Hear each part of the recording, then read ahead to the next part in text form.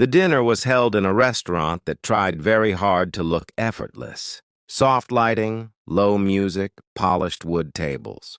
The kind of place where everyone instinctively lowered their voices even before the waiter asked them to. I sat beside my wife, listening more than speaking. This was her world.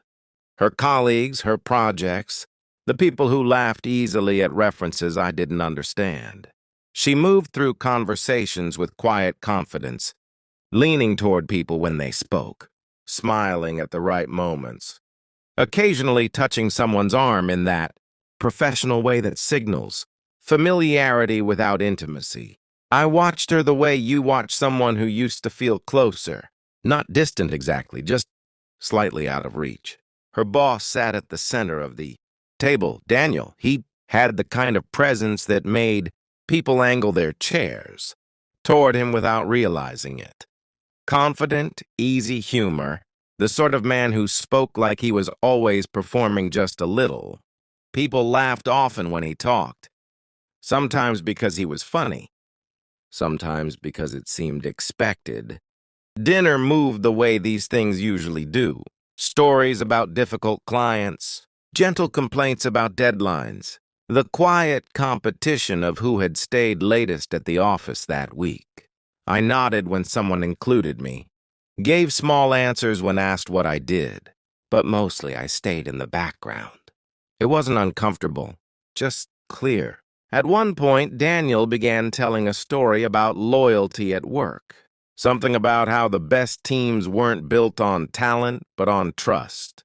The others leaned in as he talked, smiling politely, forks pausing in midair. Then he laughed. Not loudly, just enough to signal a shift in tone. He leaned forward slightly across the table and turned his head toward me. For a second, I thought he was just including me in the conversation. Then I noticed the way the table quieted. He looked directly at me. "So tell me something," he said, smiling in that casual, public way.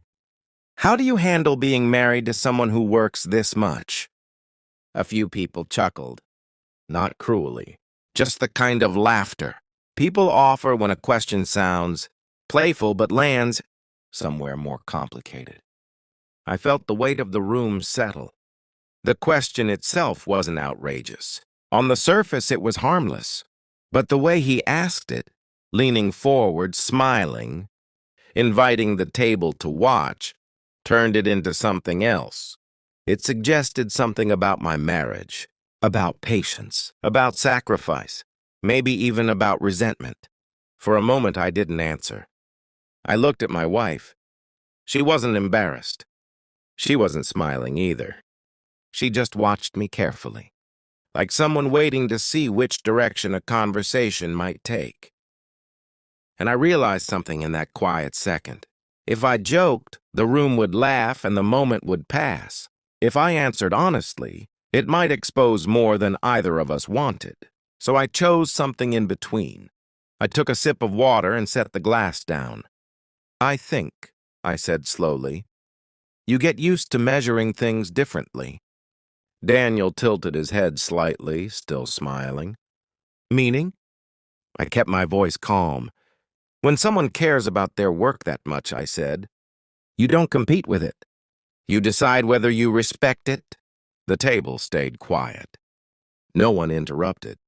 I continued, not looking at anyone in particular. Some people need a lot of attention in a relationship. Some people need a lot of purpose. If you're lucky, you eventually understand which one your partner needs. I paused. "And if you're really lucky," I added, "you respect them enough not to turn that into a joke at a dinner table." It wasn't aggressive. My tone stayed even, but the meaning was clear enough. Daniel held my gaze for a moment longer. Then he laughed again, softer this time. "Fair answer," he said, leaning back. The conversation moved on almost immediately. Someone mentioned a new client. Another person asked about a conference next month, but the atmosphere had shifted slightly. Not dramatically, just enough that people spoke a little more carefully for the next few minutes. Later in the evening, while people were standing near the bar finishing drinks, A man I hadn't spoken to earlier approached. Me, older, quiet, one of the senior executives, I realized. He nodded toward me. "Handled that well," he said simply.